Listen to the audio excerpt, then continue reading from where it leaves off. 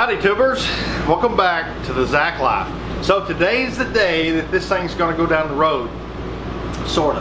Actually today was last Sunday and today is Friday the 30th, whatever. I'm doing the intro today, I'm redoing the intro, I'm going to explain why in a minute. I'm going to start off by apologizing. I know it's kind of loud in here. It's 105 degrees, I've got all these air conditioners running wide open. The Dometic air conditioners are louder than I would like. They're pretty noisy, but for some reason in here the camera just like picks it up. It sounds 3 times as loud on the video as it actually is. It's not that noisy. They're loud, whatever. Anyway, I'd like to. I've sort of had this in the back of my mind, the way to structure these videos for a while, and I'd like to maybe take another step in that direction with it. And I'm gonna explain what I'm thinking. So, I don't watch television. I don't watch movies. I read a lot, and I read a lot of forums and technical information, stuff like that. And I watch YouTube a lot. That's my entertainment. What I watch on YouTube is people like me, and I don't specifically mean people that work in the oil field or build Toterhomes or whatever, but people that are good at what they do. Whether it be, you know, hot rods, race cars, marine industry, you know, electrician, lineman, you name it. I got a bunch of people I watch, and that's what I like to do. And one of my gripes about a lot of YouTubers, and there's a couple that comes to mind specifically. There's one guy it's a sort of a marine mechanic or marine, I don't know if that's the right word. Yeah, I guess he works on boats. And I follow him, and he does great videos. But one of my big gripes about him is that he explains things that aren't common to people in the marine industry. So I'll watch him, and there'll be something interesting that I think that's something cool about a marine part or a ship or whatever. And he doesn't talk about it because he thinks everybody already knows about it, because to him it's common knowledge. But he'll work on a Detroit engine or a KTA Cummins or some kind of gearbox or generator or something. He'll explain all about that. And to me, that's like backwards of how it should be, because I watch him because I want to know about the stuff in the marine industry. And anyway, that's sort of going to be my what I'm going to try to do with this video. I'd like to talk specifically to the people that aren't truck drivers. If you're a truck driver, this is going to be all monotonous and boring, and you're going to think, well, everybody should know that. But the truth is everybody doesn't.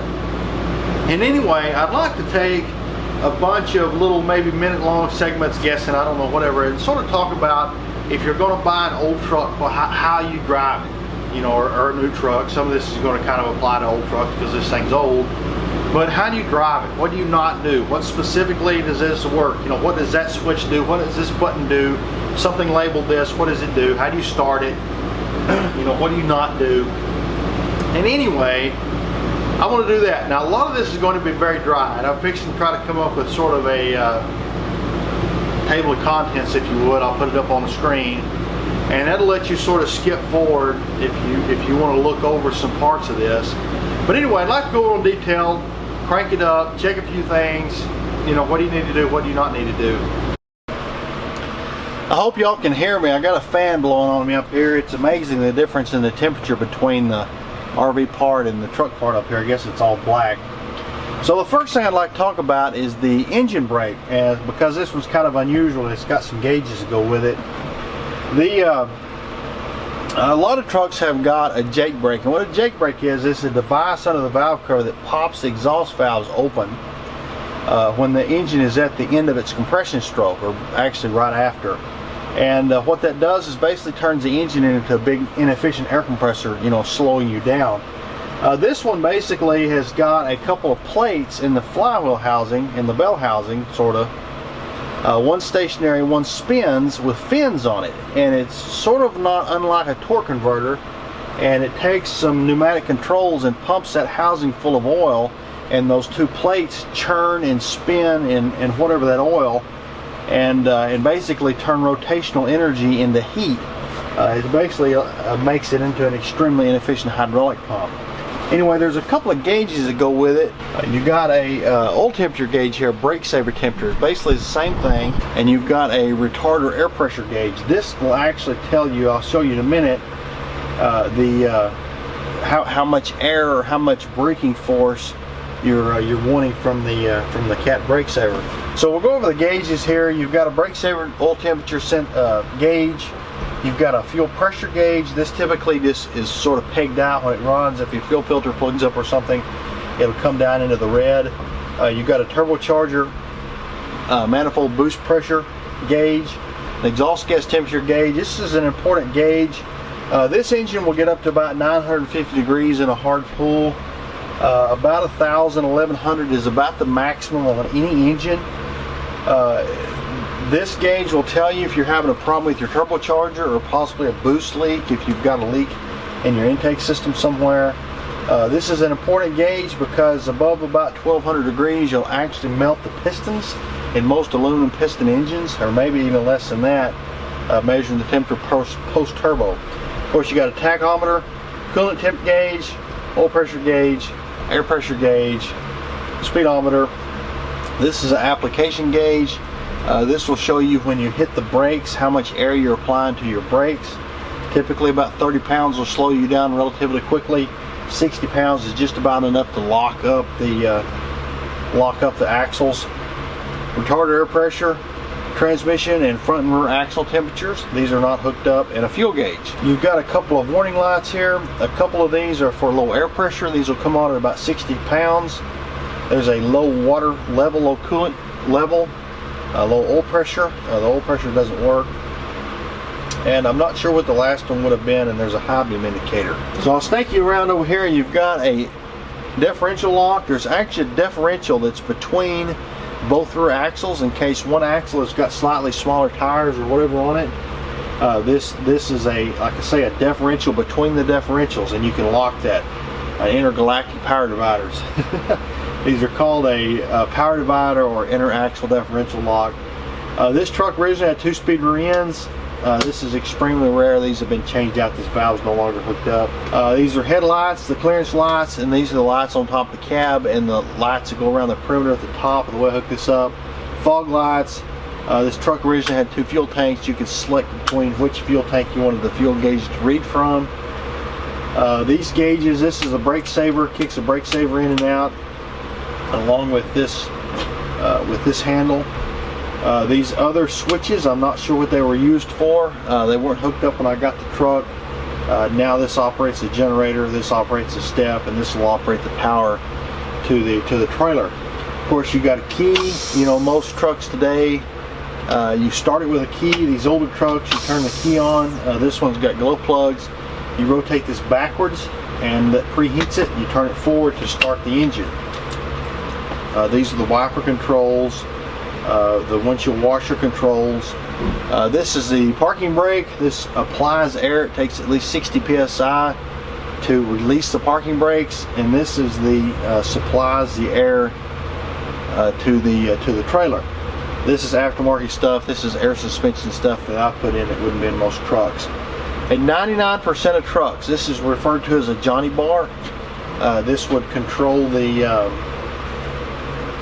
trailer only, the brakes only on the trailer. They don't affect the tractor brakes. They're like a trailer brake override maybe. In this truck, this is a brake saver, as I said. They've moved the actual trailer brakes to over here. This is not usually where they're at. They're usually over here. So this truck is a indirect injected engine. It has glow plugs, and this switch here actually is the glow plugs heat and start switch. And so you turn the key on. You turn the switch backwards for 20 seconds or whatever, heat the glow plugs, and then it's time to start it. You'll turn it to start and crank it up. The 1693s have got hydraulic governors. We're going to go over that in a minute. They're kind of lazy, and often you have to sort of step on the gas pedal to get them to start. Just like that.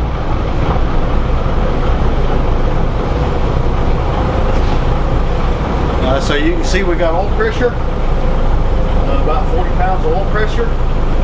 We idle it up, it comes up, it'll go down as the engine engine warms up.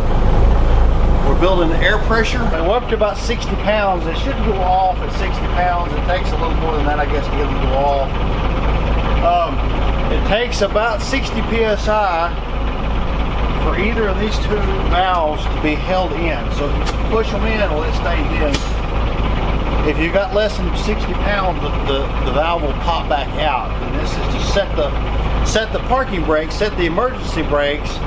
If you have a failure in your air system and you lose air, you lose your brakes. So right here we've got the brake application gauge. If I step on the brake pedal, this will show up here. The more you step on it, the more air it puts in it. This is the hydraulic retarder. As you pull this down, you can see it changes how much air is going to the retarder. So, I know you can't see me. I'm wanting you looking at the gear shift here. I should have shown this when I drove it. I didn't really think about it. And I got it all sprawled out here in the yard. I don't want to have to roll it all back up. But I'd like to talk about the transmission. So common transmission speeds are 9, 10, 13, and 18 speeds, with 9 and 10 speeds being the most common. A truck transmission has got effectively two transmissions made in the same gear housing. You've got a standard 5-speed that is all the way to you and up would be reverse, down would be first, second, third, fourth, fifth. Pretty standard, except reverse is to you and up. The back half of the transmission is either a 2, 3, or 4-speed, depending on if it's a 9 or 10, 13, or an 18 speed. So this would be low gear in the back transmission. This would be second gear or direct.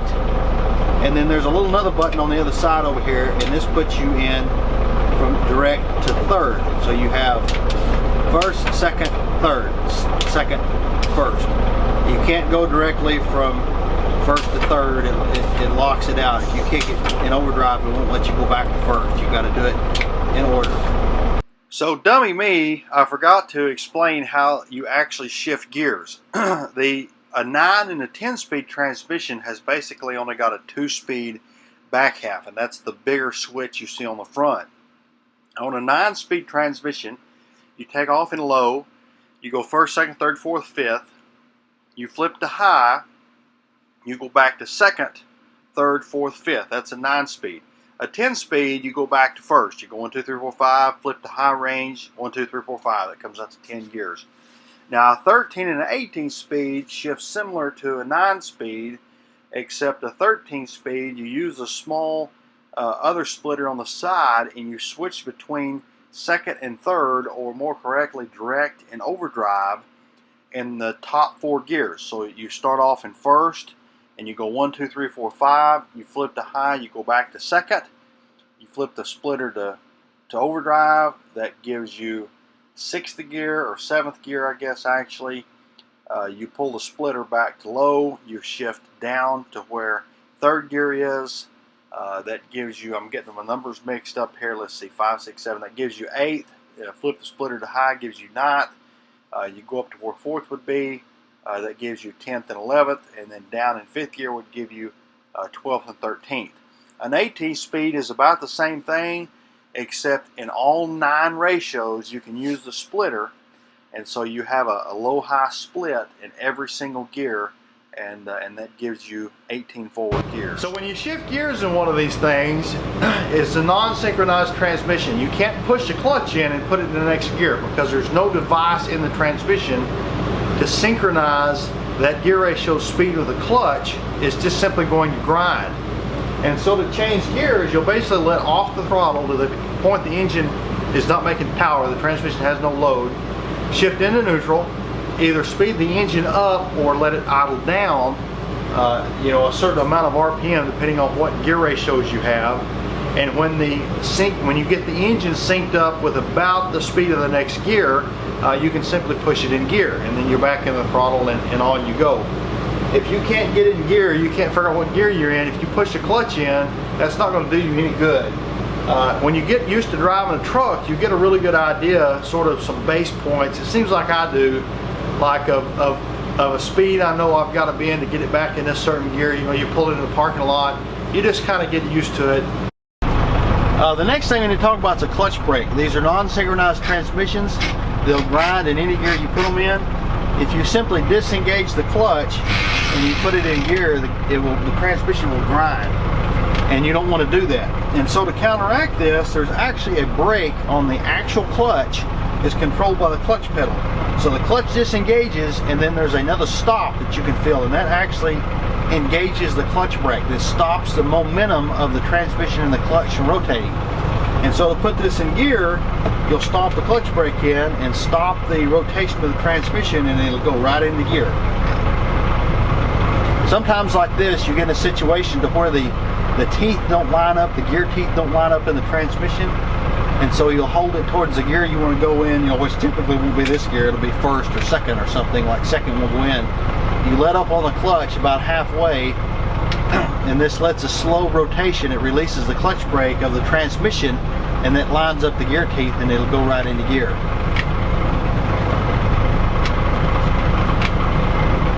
The thing you need to keep in mind is if you're coming up to a stop sign, and you've got this in gear and the momentum of all the truck and everything is moving it, you can't just sit back and stomp the clutch to the floor, because you'll break the clutch brake, because you've got the inertia of the, you're trying to stop the whole motorhome or whole truck. The clutch brake is just to be used to stop the clutch when you go to put it in its first initial gear.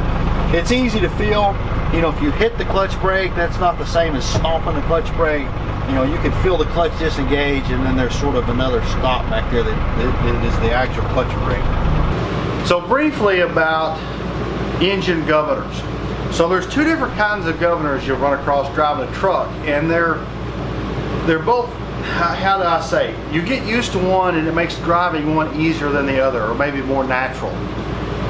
The two kinds of governors you run across is called a min-max governor, or this is what Detroit calls it. There's probably a lot of different names. A variable speed governor. Now what I'm used to driving is a min-max governor, and this is like the governor that's on a car or something that you drive. There's a the throttle controls power output, and there's basically a device, whether it be mechanical or electronic, that limits the engine speed. You put it on the floor in neutral, and it's going to go da, da, da, da, da. That's a min-max governor. It controls idle speed and maximum engine speed. This is like a Detroit, like a Cummins.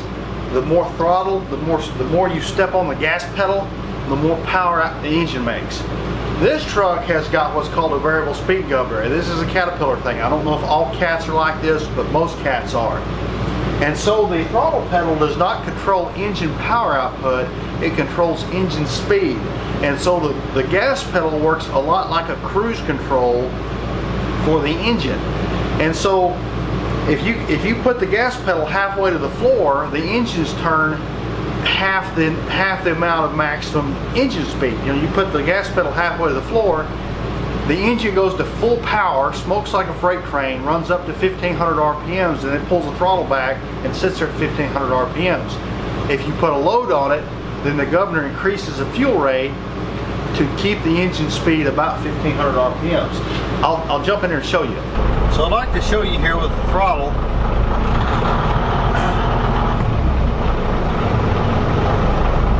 When you step on the throttle, if I mash the throttle halfway down, the engine speeds up to a certain speed and stays right there. And if you step on a little farther, it goes a little more.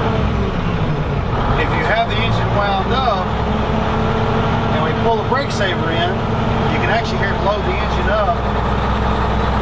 But the speed doesn't fall. The governor just gives the engine more throttle to compensate for the additional load. So this isn't a problem. There's nothing wrong with this. It's just sort of what you get used to. And I'm used to driving like a Detroit or a Cummins. And so when you go to take the transmission out of gear to go to the next gear, you basically let all the way up on the throttle. You bring the gas pedal up maybe like 5 or 10% throttle. And this lowers the power output of the engine to the point that the transmission is not in a bind. You can easily go to neutral, and then you let the RPMs drop a little bit, stick it in the next gear, and you get back on the throttle. This is a little bit different. You have to basically have the throttle all the way to the floor, or more or less all the way to the floor, to get it to turn 17 or 1800 RPMs to finish out the gear, and then you back off the throttle just a little bit. The throttle's still 3/4 of the way to the floor. The engine quits making power, you take it to neutral, you let up on the throttle to, you know, say 60%, the engine speed falls to, you know, 1500 or whatever. You put it in the next gear and you slowly step on the throttle. This thing smokes like a freight train if you just hammer it before it builds manifold boost, and so you have to roll in the throttle and chase the throttle all the way down. You can't just stick it 3/4 of the throttle and hold it there as the engine winds up, because it'll floor it, take off, and then when it gets up to about 1500 it lays over, and that's as fast as it goes. Anyway, this is common. It's not what I'm used to. I scratched a few gears, you'll hear me drive it, and that's why. It's just not exactly what I'm used to. Not a bad thing. You know, don't buy one over the other. It's just something that you sort of get used to having. So anyway, that's about it. I'm going to delete the other intro. We're just basically going to jump right into where I start to back it out of the shop. A couple things to add. I had some problems with my generator. The generator was running hotter than I liked. And I made some modifications and did some things we'll go over in a different video. I didn't really have a time to mess with it. I thought I'd fixed it. Basically, when we go on this little road trip, the thing actually gets hot enough that it gets up to like 220, and the computer shuts it down for high water temperature. And I just kept starting it back up after it cooled off a little bit and let it run. It's extremely hot that day, and I was trying to keep the air conditioner running. Anyway, that's been fixed, but we'll go over that in a different video. The other big deal. I want to do a little competition, or I don't know if that's the right word. I'd like to know what people think this thing weighs and what they think it's going to weigh. I'm not going to show the weight in this video. I'm going to show it in the next one. We're going to go weigh it in this video, but I'm not going to tell you what it weighs. I have designed, you know, of course I had the advantage of engineering this thing, but I had a pretty good idea of what it weighed, and it's actually, I don't know, you know, it's been a long time ago since I actually did the calculations. I was trying to decide at that point whether I could go with single axle or dual rear axle, but it's actually quite a bit lighter than I was thinking. But I don't have the interior all put in it. The weight I came up with was sort of a completely finished, going down the road on vacation with everything and junk and dogs and everything else. And I'm curious to see how close I get it with that. And I have actually added a rear end. You know, I was trying to get away with single screw at that point, and then the rear ends have moved forward. They used to be farther back. You know, I had to move them forward because now there's two of them, and that took steer axle weight all of it. But anyway, I'd like for y'all to guess what you think this thing weighs. Put it in the comments, let me know, and then the next video we'll talk about exactly what it weighs. I'll tell you what I thought that it was going to weigh, and we'll see how close I actually end up when it's finished. When we go weigh it, it's got 100 gallons of water in it and about 120 gallons of fuel. I guess that's all the stipulations on that. But anyway, let's jump over to that other video and we'll go drive it. Anyway, let's release the brakes and let's get out of here.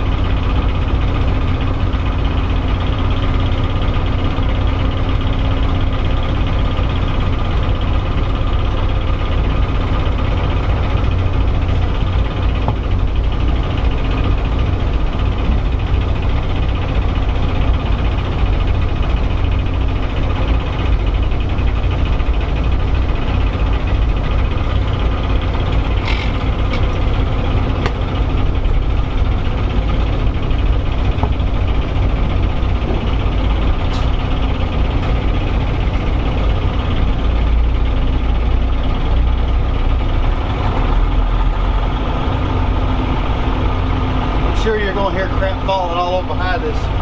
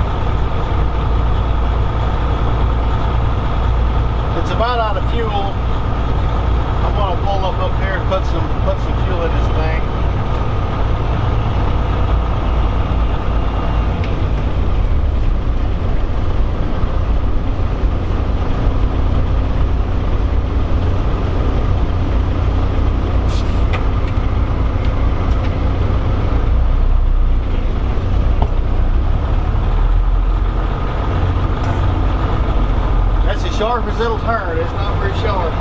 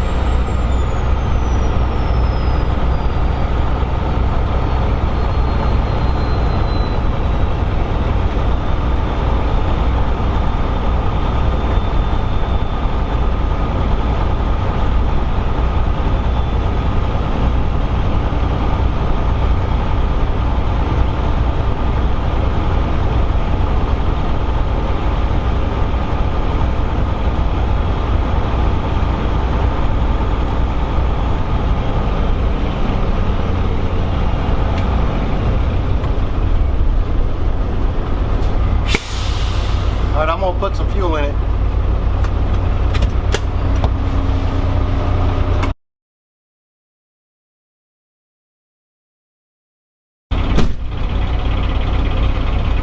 Alright, I put 100 gallons in it, 100 gallons even, and I got this to over a quarter of a tank.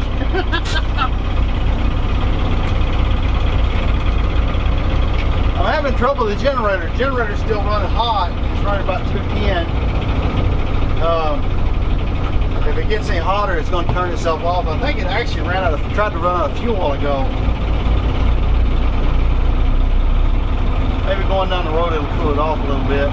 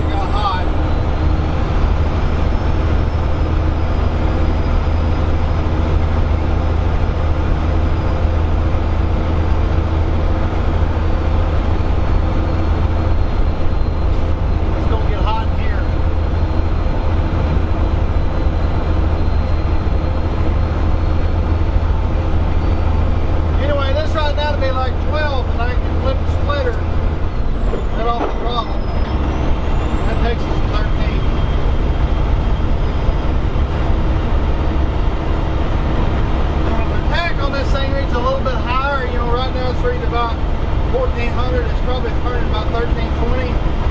That's about as minimum as you can run it to get good, you know, get full manifold boost. And the speedometer actually reads a little bit low. You know, we're running about 55 or probably 57, something like that.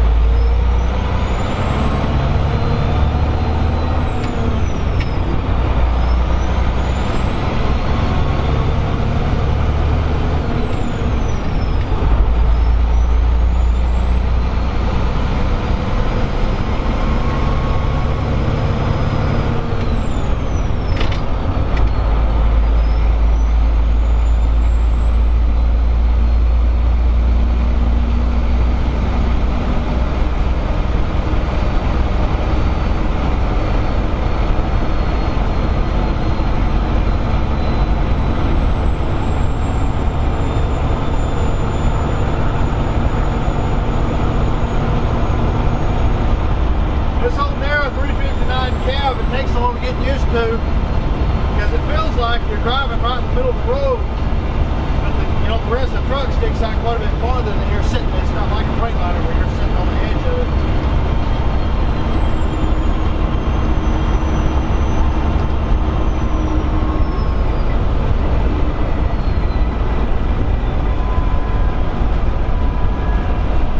I don't know if y'all can hear it. I hear something back there. It sounds like a rear end or something. I may have a rear axle problem.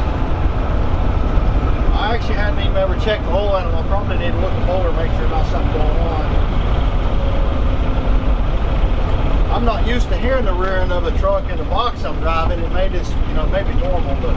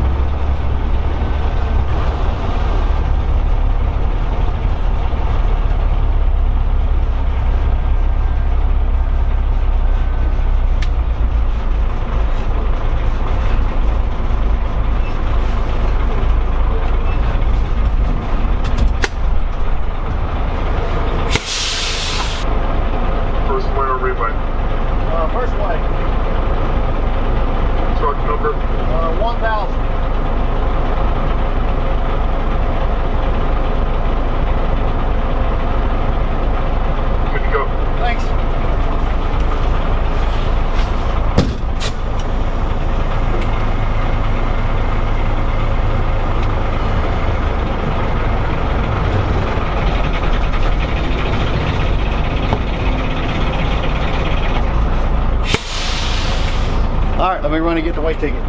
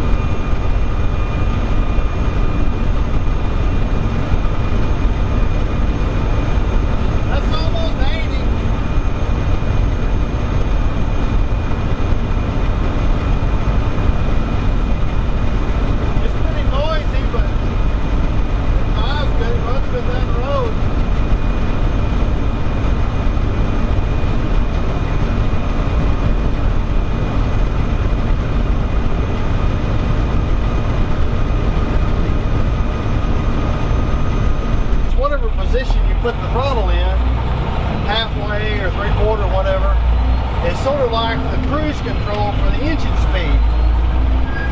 And they're a little bit tricky to drive because when you go to shift gears, you can't just let off the throttle. You got to back up just enough to unload the engine. You know, if you let halfway off the throttle, they go to zero power because they're trying to bring the engine RPMs down.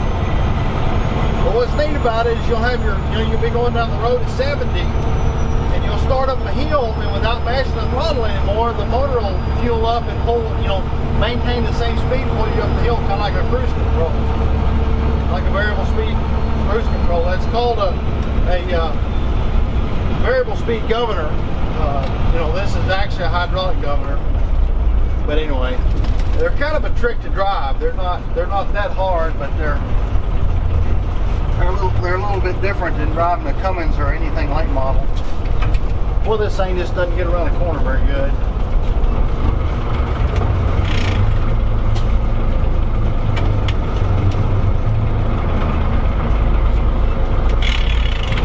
I might just have to catch a curb here in my front yard.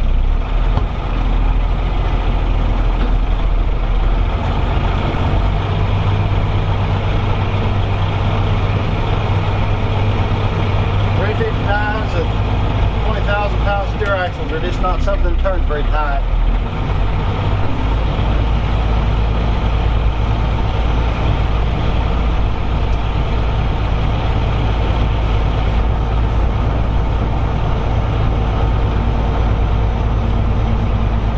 I'd like to get it over here kind of more out of the way of my yard. I don't know if I'll be able to jack it around here or not. Not hitting my forklift and everything else. I might have to go move a bunch of junk.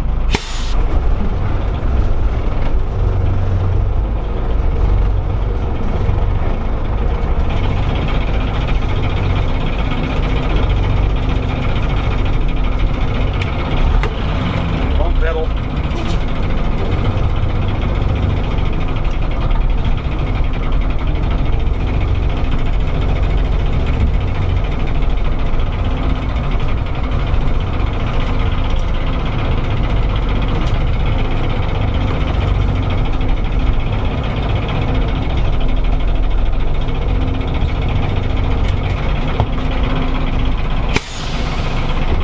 Well, there we are, folks. Well, I appreciate you watching. I had to come out here and close this video out. You think I'd figure out how to do all that at the same time, but I guess I'm not going to. Like I say, if you want to guess what you think it weighs, leave me a comment down there. I'd like to see what y'all think. I think it'd be pretty interesting. And like, share, subscribe, all that good stuff. Appreciate you watching. Catch you on the next one.